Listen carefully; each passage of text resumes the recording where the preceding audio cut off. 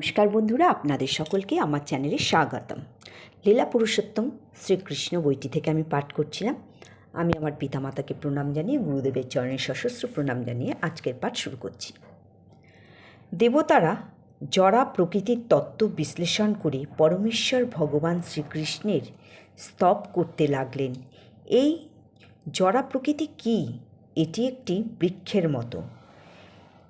এটি একটি প্রকৃতির জমির উপর দাঁড়িয়ে আছে। ঠিক তেমনই এই জড়জগৎরূপী বৃক্ষটিও জড়া প্রকৃতির ভূমির উপর দাঁড়িয়ে আছে। জড়জগৎকে বৃক্ষের সঙ্গে তুলনা করা হয়েছে, কেননা এক সময় না এক সময় বৃক্ষকে কেটে ফেলা হয়। বৃক্ষ কথাটির অর্থ হচ্ছে যা এক সময় কেটে ফেলা হবে। তাই এই জড় জগৎরূপী বৃক্ষটিকে কখনোই পরম সত্য বলে স্বীকার করা যায় না। জড়জগৎ প্রকাশ হয় কালের প্রভাবে, কিন্তু শ্রীকৃষ্ণের রূপ হচ্ছে নিত্য। জড় জগৎ বর্তমান থাকা কালেও তিনি রয়েছেন এবং প্রলয়ের পরেও তিনি থাকবেন। দেবতারা ভগবানের স্তব করতে লাগলেন।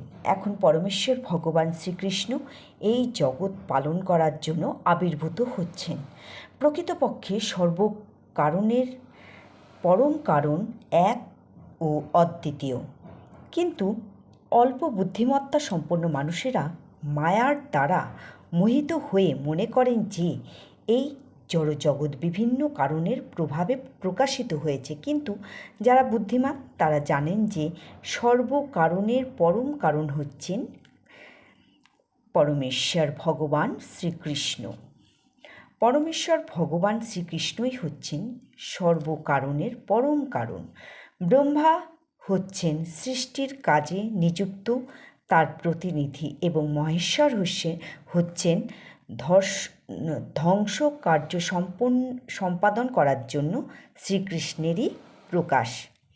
দেবতারা প্রার্থনা করলেন, হে প্রিয়তম ভগবান, পরম পুরুষ রূপে তোমার শাশ্বত স্বরূপ উপলব্ধি করা অত্যন্ত কঠিন। সাধারণ মানুষ তোমার প্রকৃত রূপ যে কী তা জানতে পারে না। তাই তুমি স্বয়ং আবির্ভূত হয়ে তোমার নিত্য শাশ্বত আদি রূপ প্রদর্শন করবার জন্য অবতরণ করছো। তোমার বিভিন্ন অবতারের কথা মানুষেরা বুঝতে পারে, কিন্তু তোমার আদি রূপ নরাকার দ্বিভুজ মূর্তি রূপে তুমি যখন সাধারণ মানুষের মতো লীলাবিলাস করো, তখন তারা তা বুঝতে পারে না। ভক্তকে আনন্দ দেওয়ার জন্য তোমার এই শাশ্বত রূপ নিত্য বর্ধিত হচ্ছে, কিন্তু অভক্তদের কাছে এই রূপ অতি ভয়ঙ্কর। কিন্তু এই রূপই আবার অসুরদের কাছে অত্যন্ত ভয়ঙ্কর, কেননা তিনি দুষ্কৃতীদের বিনাশ করার জন্যও আবির্ভূত হন। এইভাবে একই সঙ্গে ভক্তদের আনন্দ দান করার জন্য এবং অসুরদের বিনাশ করার জন্য ভগবান আবির্ভূত হন। হে অরবিন্দাক্ষ, তুমি হচ্ছ শুদ্ধ সত্যের উৎস। অনেক মহর্ষি সমাধিমগ্ন হয়ে বা তোমার চরণারবিন্দের ধ্যান করে তোমার চিন্তায় মগ্ন হয়ে অনায়াসে এই ভবসমুদ্রকে গোষ্পদে পরিণত করেছে। ধ্যান করার অর্থ হচ্ছে পরমেশ্বর ভগবান শ্রীকৃষ্ণের চিন্তায় মনকে নিবদ্ধ করা। তার চরণারবিন্দে প্রথমে মনকে নিবদ্ধ করতে হয়। ভগবানের চরণাবিন্দের ধ্যান করার ফলে মহা ঋষিরা অনায়াসে এই বিশাল ভবসমুদ্র পার হতে পারে।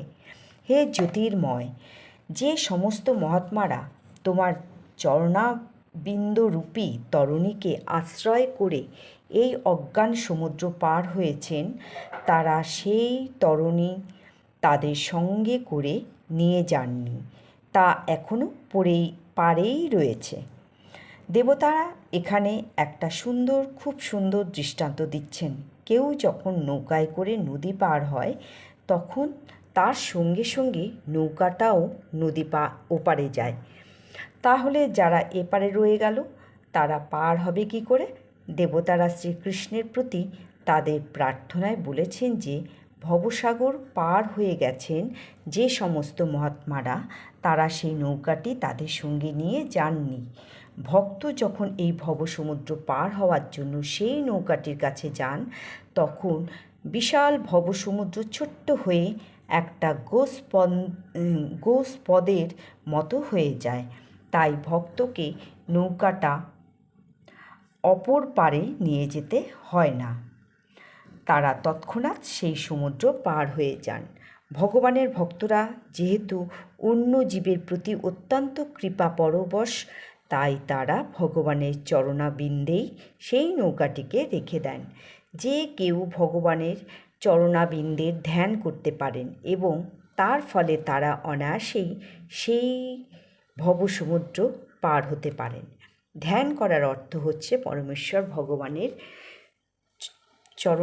চরণারবিন্দে মনকে একাগ্র করা। ভগবানের চরণাবিন্দের ধ্যান করা মানে ভগবানেরই ধ্যান করা।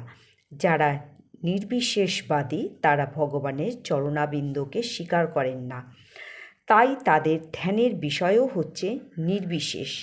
দেবতারা তাই তাদের উন্নত জ্ঞানের মাধ্যমে প্রচার করেছেন যে যারা ভগবানের চরণাবিন্দ ছাড়া অন্য কিছু ধ্যান করে তারা কখনোই ভবসমুদ্র পার হতে পারে না। তারা কেবল কল্পনা করে যে তারা মুক্ত হয়ে গেছে। হে কমল নয়ন ভগবান, তাদের মনোবৃত্তি কলুষিত হয়ে গেছে, কেননা তারা তোমার চরণবিন্দের ধ্যান করতে পারেনি। ভগবানের প্রতি এই ধরনের অবমাননাসূচক আচরণ করার ফলে নির্বিশেষবাদীরা যদিও সাময়িকভাবে নির্বিশেষ ব্রহ্ম উপলব্ধি স্তরে উন্নীত হতে পারে, তবুও তাদের আবার এই জড় জগতে অধঃপতিত হতে হয়। নির্বিশেষবাদীরা কঠোর তপস্যা এবং কৃচ্ছ সাধনার মাধ্যমে ব্রহ্মজ্যোতিতে লীন হতে পারে, কিন্তু তাদের মন জড় কলুষ থেকে মুক্ত হয়নি। তারা কেবল জড় অস্তিত্বকে অস্বীকার করার চেষ্টা করছে। তার অর্থ এই নয় যে তারা মুক্ত হয়ে গেছে, তাই তারা আবার অধঃপতিত হয়। তো বন্ধুরা, আজকের মতো পাঠকে আমি এখানে বিরাম দিলাম। পরের দিন পাঠ করব। নমস্কার।